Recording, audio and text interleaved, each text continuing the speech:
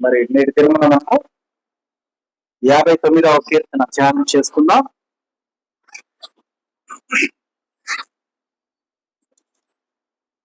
59వ కీర్తన చదువు.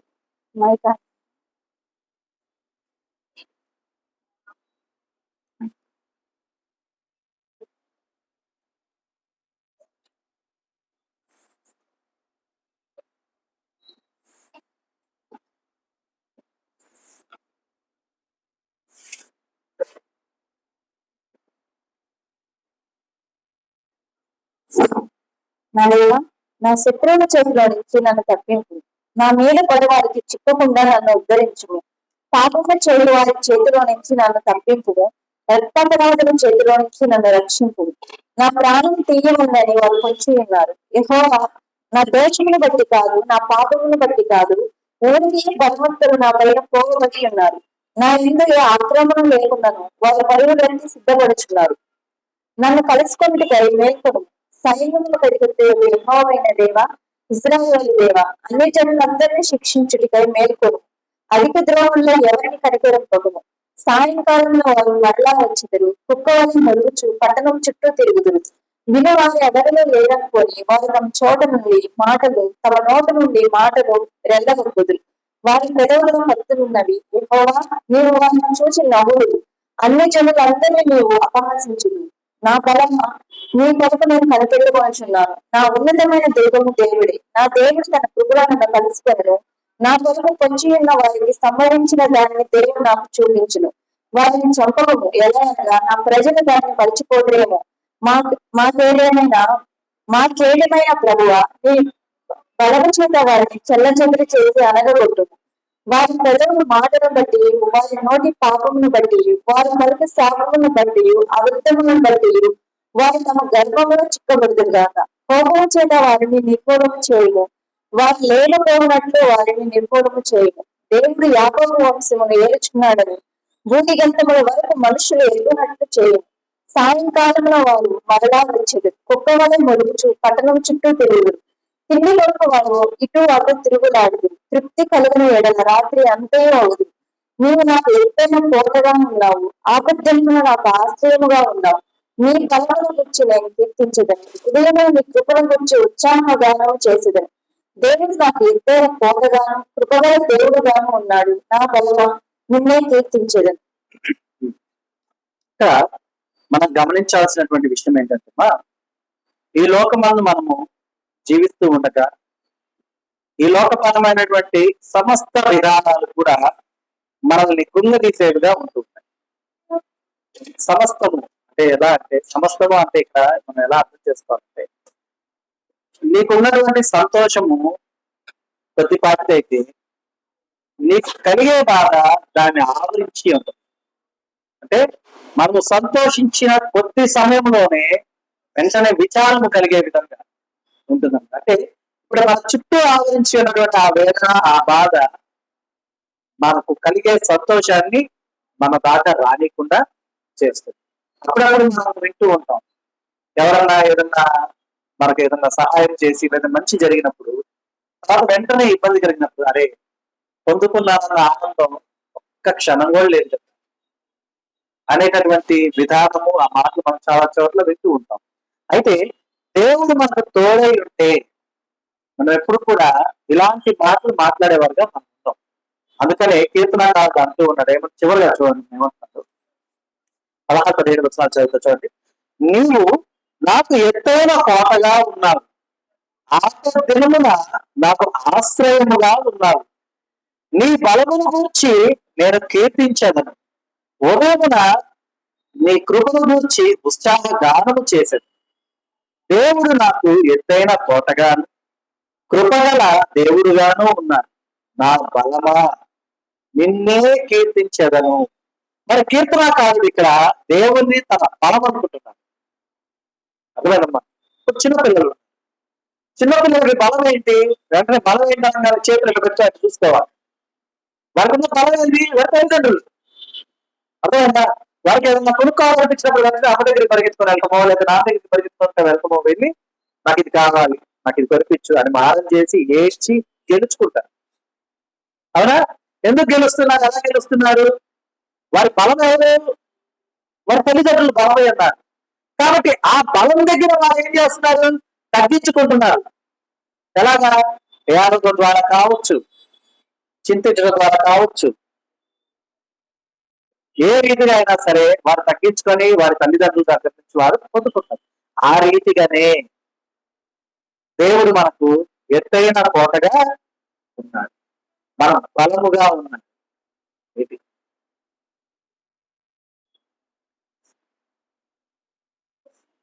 ఆ రీతిగా ఉన్నాడు. కాబట్టి మనం ఎప్పుడు కూడా ఒక విషయాన్ని గమనించాలి.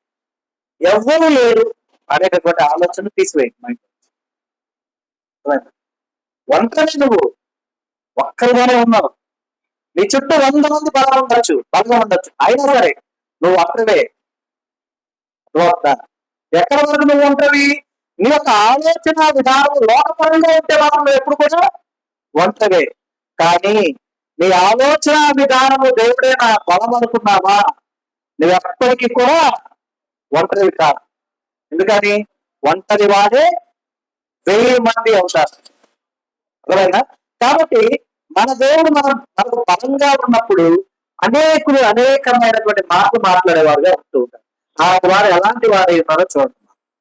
నా దేవ, నా శత్రువుల చేతిలో నుండి నన్ను తప్పించుము, నా మీద పడు వారికి చిక్కకుండా నన్ను ఉద్ధరించుము. అంటే ఇక్కడ నా శత్రువులు అంటే ఎవరు? మన శత్రువులు అంటే ఎవరు? ఎవరైనా కావచ్చు. నిన్ను ఎవరైతే పడద్రోయాలనుకుంటారో వారందరూ నీ శత్రువులు. అర్థమైంది? అయితే వారు మనకు ఎలా తెలుస్తారు? వాళ్ళని పోటీ పెట్టుకుని వస్తారా నేను ఈ శత్రువుని అని? రాదు కదా. కాబట్టి దేవుడు నేర్చుకునే విధానంలో ఎలా ఉంటారు మనం? అయ్యా, నా శత్రువులు ఎవరైనా నాకు తెలియదు. ఎవరైనా ఉండొచ్చు, వారు ఎవరో నాకు తెలియదు. ఎందుకంటే వారు ఏ రీతిగా పొడిచి ఉన్నారో నాకు తెలియదు. కాబట్టి నా శత్రువుల చేతిలో నుండి నన్ను తప్పించయ్యా. అంటే ఇక్కడ తప్పించడం వల్ల నీవు వాళ్ళకి మేలు చేస్తున్నట్టు ఈ మాట వాడటం వల్ల. ఎలా చెప్పండి? మనం ఏమడిగాం? సరే, మనం ఏమన్నా చంపేయాలనుకుంటారు ఒకళ్ళు, ఓకేనా? వారు మన కోసం పొంచి ఉన్నారు కత్తి పట్టుకొని చంపేయడం. మనం దేవుని వేడుకుంటాం, అయ్యా నా శత్రువుల చేతిలో నుండి నన్ను రక్షించయ్యా. ఇప్పుడు మనం చంపేసానుకోండి, వాడేమవుతాడు? నేరస్తుడు అవుతాడు కదా. అవుతాడా? అవునా? ఈ లోకమందు నేరస్తుడే అవుతాడు, పరమందులో నేరస్తుడే అవుతాడు. నరహత్య చేయవద్దని దేవుడు చెప్పి ఉన్నాడు. కాబట్టి కనుక ఇప్పుడు నీవు ఈ విధంగా అడిగారు, నా శత్రువు చేతిలో నుంచి రక్షించయ్యా. అప్పుడు దేవుడు రక్షించాడు. అంటే నువ్వేం చేశాడు? వాడికి దొరకనివ్వలేదు. అప్పుడు వాడు నరహత్య చేసిన వాడు అవుతాడా? కానీ మనం అలా ఉన్నాం, ఆయన చూసుకుందాం, నా ప్రతాపం నీ ప్రతాపం. ఎంతమంది ఉన్నాం? నిజం చెప్పండి. ఎవరన్నా పిల్లలు కానీ, పక్కింటి వాళ్ళు కానీ, బంధువులు కానీ ఎవరు వచ్చి వారు నిన్ను కొట్టాలని చూస్తున్నారంటే వెంటనే వాడికి ఫోన్ చేయి, వీడికి ఫోన్ చేయి, పదలా అన్నావా? వెళ్ళి కూర్చొని మోకరిల్లి ప్రార్థన చేస్తున్నాం. చేస్తాం ప్రార్థన. ఏమని? అయ్యా, నేను వెళ్ళేది వాడు కాళ్ళు విరిగిపోవాలి, వాడి కాలు కింద ఉన్న భూమి తప్పించిపోవాలా, వెళ్ళేసరి వాడు నాశనం పైనుంచి పిడుగుపడాలా. ఇదా చేయాల్సిన ప్రార్థన. అయ్యా, నా శత్రువు ఎవరో ఇంకోటి ఏదైనా కావచ్చు, వాడి హృదయం ముందు నా ఎడల అభ్యంతరం కలిగి ఉన్నది, అది ఎందుకో నాకు తెలియదు. మొదట నేను నా శత్రువుల చేతిలోంచి నన్ను రక్షించి నన్ను కాపాడి నేను వాడికి దొరకకుండా చూడు, తరువాత వానికి మారు మనసు కలుగు చేయి. ఒకవేళ నేను కనుక వాడి ఎడల తప్పు చేసి ఉంటే అదేంటో నాకు తెలియచేయి అని మనం ప్రార్థించాలి. ఎందుకంటే నీ బలాన్ని నువ్వు నమ్ముకోకుండా నీ బలగానే నమ్ముకున్నావు అనుకో, గెలుపు నీదైతా? అయితమ్మా అమ్మదు. సౌలు బలం అంటది, ఎంత బలం కదా సౌలుది. గొలియాతుని గెలవగలిగాడా? లేదు. కానీ దావీదు బలం ఎంతది? ఒంటి మీద ఆ యొక్క అవసరం వేస్తే వెళ్ళిపోయాడు ఆయన. నేను మొదలే తీసేయగలను ఆయన అన్నాడా లేదా? అన్నాడా లేదా? అవన్నీ తీసేసి ఒక కర్ర పట్టుకుని పోయాడు, ఒడుచులు పెట్టుకుంటాడు. ఆయన బలం ఏంటి? ఆయన బలగానే నమ్మలా, బలాన్ని నమ్మాడు. బలగాన్ని నమ్ముకున్న వారేమో దూరంగా చూస్తే భయపడతా ఉన్నారు. బలాన్ని నమ్ముకున్న ఆయన ఎదిరించడానికి వెళ్ళాడు, గెలిచి వచ్చాడు. గెలవలేదా? గెలిచారా? గెలవలేదు? గెలిచి వచ్చారు. కాబట్టి ఎప్పుడైనా మీరు గుర్తుపెట్టు, బలగాన్ని చూసి రెచ్చిపోయేలాగా ఉండదు, మిమ్మల్ని మీరు హెచ్చించుకునేలాగా ఉండదు. మీ బలాన్ని చూడండి, బలాన్ని చూసి అతిశయపడండి, బలాన్ని చూసి సంతోషపడండి, బలాన్ని చూసి గర్వించండి. ఎందుకని నీ బలము నీకు శత్రువులు ఏర్పరచదు. అర్థమవుతుందా? నీ బలం నీకు ఎప్పుడు మిత్రులే ఏర్పరుస్తున్నది, స్నేహితులే తెచ్చిపెడుతుంది నీకు. నీ బలం నిన్ను ఎప్పుడు కూడా సురక్షితంగా ఉంచుద్ది. అర్థమైందా? ఏ లోకపరమైన నీ బలం కాదు, దైవపరమైన బలం. ఎవరని? నా బలమ నిన్నే కీర్తించదు. ఎవరైనా నా బలం? దేవుడే అయి ఉండాలి. కాబట్టి గమనించాలి. కనుక మనం ఎప్పుడు కూడా భయపడేవారుగా ఉండకూడదు, భయపడేవారుగా ఉండకూడదు. గమనించాలి. కానీ దేవుడు వేడుకునేవారుగా మనం ఉండాలి. ఇప్పుడు గమనించాలి. అలాగే చూడమ్మా, పాపము చేయు వారి చేతుల నుండి నన్ను తప్పింపు, రక్తాపరాధుల చేతుల నుండి నన్ను రక్షింపు. నా ప్రాణము తీయవాలని వారు పొంచి ఉన్నారు. యెహోవా, నా దోషమును బట్టి కాదు, నా పాపమును బట్టి కాదు, ఊరకే బలవంతులు నా పైన పోగుబడి ఉన్నారు. నా యందు ఏ అక్రమమే లేకుండానో వారు పరుగులెత్తి సిద్ధపడుచున్నారు. నన్ను కలుసుకున్నట్టుకై మేల్కొని సైన్యములకు అధిపతి అది యెహోవా పైన దేవా, ఇశ్రాయేలు దేవా, అన్యజనులందరినీ శిక్షించుటకై మేల్కొని అధిక ద్రోహులలో ఎవరిని కనికరింపకము. మరి ఆయన వేడుకుంటున్నారు దేవుడిని ఏమని? అయ్యా, పాపము చేసే వారి చేతుల నుండి రక్షించయ్యా. అలాగే రక్తాపరాధులు ఉన్నారు, వారి చేతుల నుండి రక్షించున్నా. నా ప్రాణము తీయాలని చెప్పేసి వారు పొంచి ఉన్నారు. వారు ఎందుకు చేస్తారు అట్లా? నేనేదో దోషం చేశానో, పాపం చేశానో కాదు. అదే అంటున్నాడు, అయ్యా నా ప్రాణము తీయాలని వారు పొంచి ఉన్నారు. యెహోవా, నా దోషమును బట్టి కాదు, నా పాపమును బట్టి కాదు, ఓకే బలవంతులు అంటే ఎవరు? నాకన్నా బలం కలిగిన వారు, బలగం కలిగిన వారు నా పైన పోగుబడి అంటే నన్ను చంపాలని.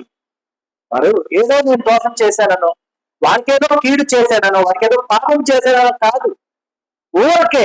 మనం అప్పుడప్పుడు అంటాం కదా, నేనేమి చేయలేదండి, వెళ్తా ఉన్నాను, వచ్చి దాంట్లో వచ్చి పెట్టుకోయాడు అంటూ ఉంటాను. లేదా తెచ్చేగా పోతారు అపార్థాలు. మొదట మనము అక్కడ ఒక విషయంలో వాళ్ళు మన గురించే మాట్లాడుకుంటున్నారు భ్రమం మనకు కలుగుతుంది. కానీ అలాంటిది మనం అలా ఆలోచించకూడదు. ఫస్ట్ స్థిమితంగా కూర్చొని ఆలోచించుకోవాలి. ఇది నా గురించి ఎందుకు జరుగుతుంది అక్కడ? అసలు నాకేం సంబంధం, నన్ను ఎందుకు మాట్లాడతారు అని ఒక నిమిషం ఆలోచించగలిగితే నీకు సమాధానం దొరుకుతుంది. అలా కాకుండా వారు నన్నే అన్నారని చెప్పేసి నువ్వు వెళ్ళిపోయావు, వాళ్ళు ఏదేదో మాట్లాడుకోవచ్చు. అట్లా వెళ్ళిపోయావు ఏమవుతుందమ్మా? గొడవలే కదా, అవునా కదా? కాబట్టి ఇక్కడ ఊరకే నా మీదకి వస్తున్నారు అనేటటువంటి విధానాన్ని ఆయన చెప్తూ ఉన్నాడు. ఇంకా నా యందు ఏ అక్రమము లేకున్నాను అయ్యా, నా వైపు నుంచి ఎలాంటి అక్రమము నేను చేయలేదు.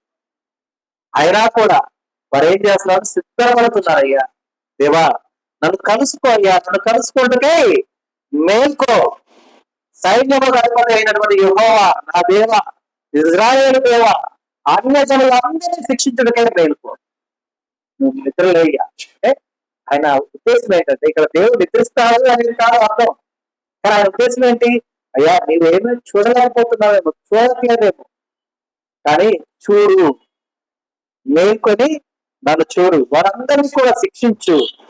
అధిక ద్రోహులలో ఎవరిని కూడా, ఎందుకంటే వారంతా కూడా అధిక ద్రోహులే ఉన్నారు, ఎక్కువ ద్రోహం చేసిన వాళ్ళగా ఉన్నారు. కాబట్టి అధిక ద్రోహులలో ఎవరిని కూడా కనికరించదు, అందరినీ కూడా శిక్షించు అని ఆయన వేడుకుంటూ ఉన్నారు. సాయంకాలం వారు మరలా వచ్చెదరు, కుక్క వలె మొలుగుచు పట్టణము చుట్టూ తిరుగుదురు. వినువారు ఎవరినూ లేరనుకొని వారు తమ నోటి నుండి మాటలు వెళ్ళగక్కుదురు. వారి కదవులలో కత్తులున్నవి. యెహోవా, నీవు వారిని చూచి నవ్వుదు, అన్యజనులందరినీ నీవు అపహసించుదు. నా బలమా, నీ కొరకు నేను కనిపెట్టుకొనుచున్నాను. నా ఉన్నతమైన దుర్గము దేవుడే.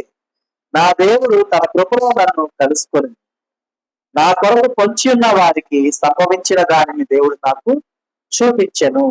మరి చూడండి, సాయంకాలం వారు మరలా వస్తారు, మరలా వచ్చి ఊరు చుట్టూ తిరుగుతూ కుక్క వలె మొరుగుచూ ఉంటారు. విన్నవారు ఎవరిలో లేరనుకొని వారు తమ నోటి నుండి మాటలు వెళ్ళగలుగుతారు. వారి పెదవుల్లో కత్తులు ఉంటాయి. అంటే వీళ్ళెవరు ప్రత్యేకించిన వారు కాదు. వీరెవరంటే మనం ఒకరి గురించి ఉన్నది లేని కల్పించి ఎదుటి వారి మీద వేషం కలిగేలాగా మాట్లాడేమనుకోండి, మనం వీళ్ళే. ఎవరు? సాయంకాలం మరలా వచ్చేవారు.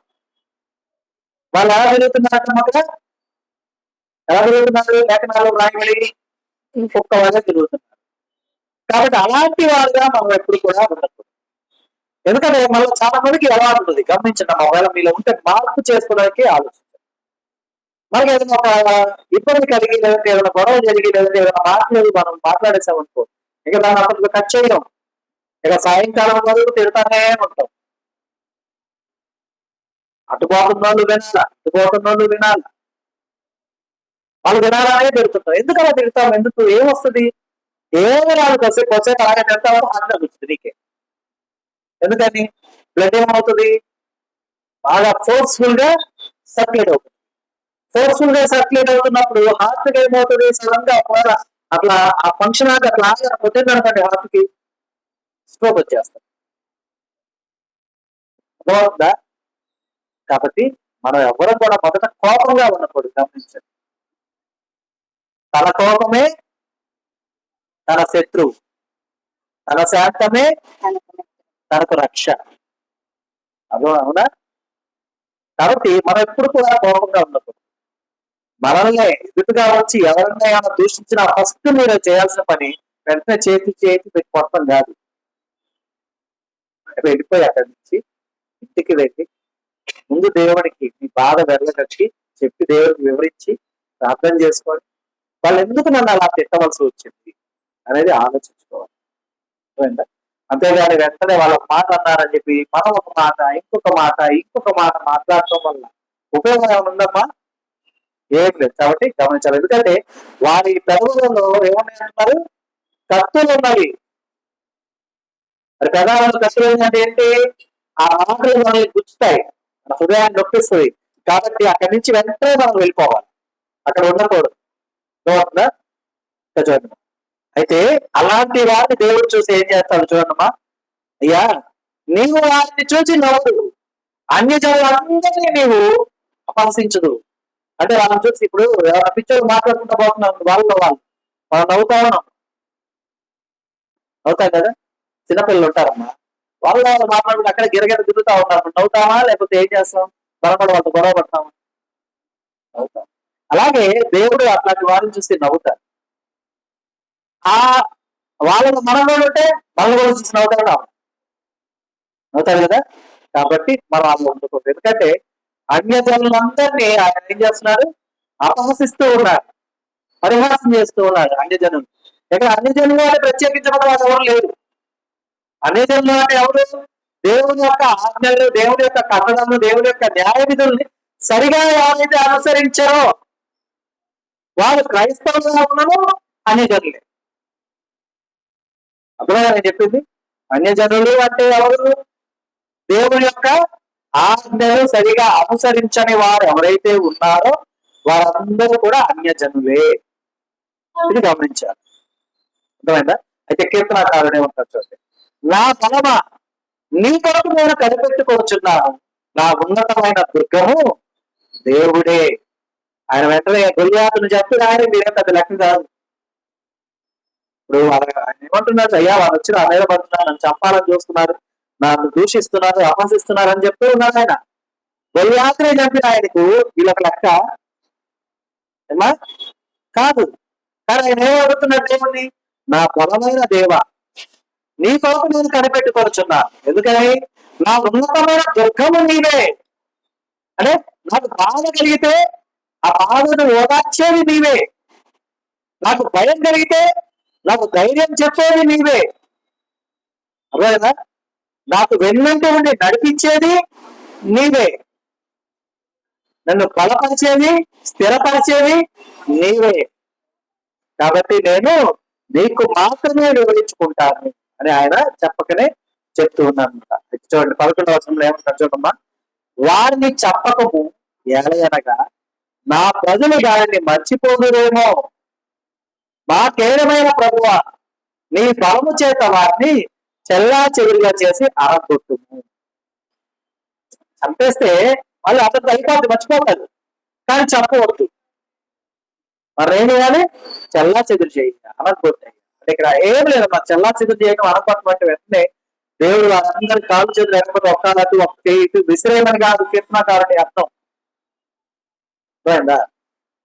ఒక కృతజ్ఞత భావం కలగాలి అంటే ఇప్పుడు ఒక అతను దేవుని యొక్క బిడ్డలు తిడుతూ బైబుల్ చిచ్చేస్తూ మందిరంలోకి వచ్చేసి అందరిని దూషిస్తూ అలా ఉన్నాడు అనుకున్నావు ఒక అతను.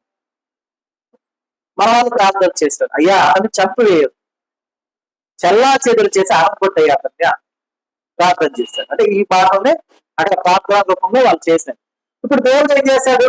అతన్ని చెల్లా చెదురు చేసి అనగొట్టాడు. ఇక్కడ అనగొట్టడం అంటే చేతులు కాళ్ళు ఎరగొట్టి ఇస్రాయేల్ కాదు, దేవుడు అతనికి మారు మనసును కలుగు చేయటం. ఎందుకని? మారు మనసు కలిగింది అనుకోండమ్మా, దేవుడు ఏంటో తెలిసింది అనుకో, ఏ మందిరంలో అయితే ఆయన ఎవరినైతే దూషించాడు మరలా వాళ్ళందరి ముందుకు వెళ్ళాలా? అందరి ముందుకు వెళ్ళి తల ఉంచుకొని తప్పు చేసిన ఆ యొక్క అపరాధ భావంతో వారి దగ్గరికి వెళ్ళి కూర్చోవాలా? ఏ సేవకుని తిట్టాడో ఆ సేవకుడితో ప్రార్థన చేయించుకోవాలా? అవునా కదా?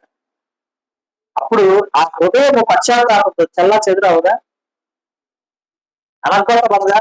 అయ్యో, ఎందుకంటే దేవుడి గురించి తెలిసాక గడిచిన కాలంలో నేను మంచివారిగా నేను అవమానపరిచాను, ఈ సేవకులుగా నేను దూషించాను, ఈ విశ్వాసంగా నేను గాయపరిచాను అని ఆ హృదయంలో కలిగినటువంటి మారు మనస్సు అతన్ని కట్టడం చేయదా? చేస్తాలేదు. అదే కీర్తనాకారుడు ఏమని మారు మనసు దయచేయి అంటున్నాడు చెప్పకనే. లగచండి, వారి పెదవుల మాటలను బట్టి, వారి నోటి పాపమును బట్టి, వారి పలుకు శాపములను బట్టి, అబద్ధములను బట్టి వారు తమ గర్వమును చిక్కబదులుగాక. అంతేగా? ఇప్పుడు అనాలోచితంగా గొప్ప నేను ఇప్పుడు సపోజ్ సింపుల్ చెప్తున్నా, ఎవరు మిస్అండర్స్టాండ్ చేసుకో, ఒక్కసారికి ఏదైనా ఒక సపోజ్ ఆ వాటర్ క్యాన్ ఇరిగిపోయింది అనుకుంటాం, ఓకేనా? వెంటనే బండి పిలిచి ఏం బండి నువ్వు చేసిన పని అంతేనా పట్టుకులేదు అని అనేసి అనుకోండి, కానీ బండి చేయలా, నేను గంట తిట్టేసా, తర్వాత తెలిసింది అదే జారి పడిపోయి విరిగిపోయిందని. అప్పుడు నా హృదయంలో ఎలా ఒక అపరాధ భావం ఉన్నదా? ఎందుకని? అరే నేను ముందు తెలుసుకోగా చేయాలా? ఎవరు చేశారో తెలుసుకొని తర్వాత విచారించి మాట్లాడాలి. కానీ అనాలోచితంగా మాట్లాడేశారు అన్నప్పుడు ఆ హృదయం ఎలా ఉంటుంది? భారంగా ఉంటుందా? అంటే బయట నుంచి చూస్తే ఎట్లా ఉంటుంది? నేను చేయకుండా నన్ను అన్నాడు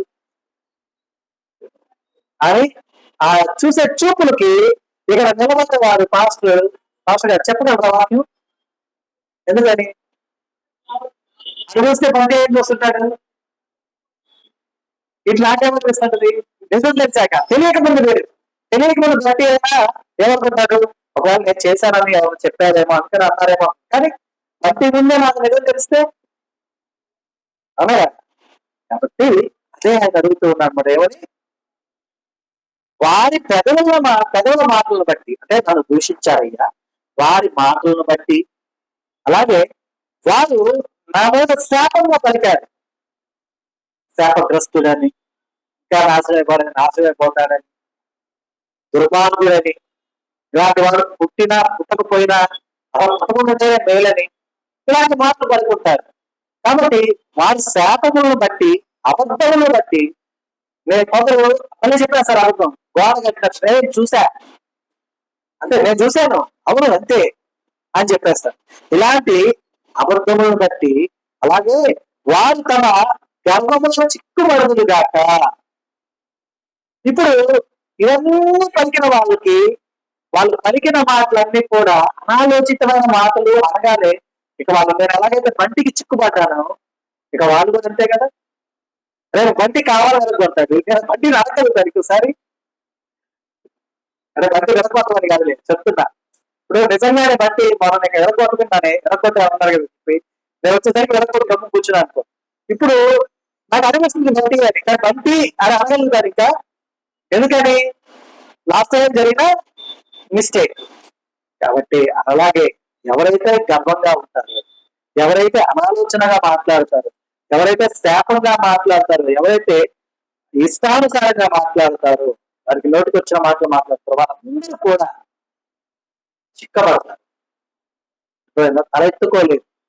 కాబట్టి గమనించలేదు. అదే మనం అంటాం ముఖం చల్లట్లేదు అంటే మాట, మన వాడు భాషలో అంటాం ముఖం చల్లట్లేదు. ఈ ముఖం చల్లడం అనే అర్థం ఏం లేదు, వారు తలెత్తుకోలేకపోవడం వారి గుర్తు.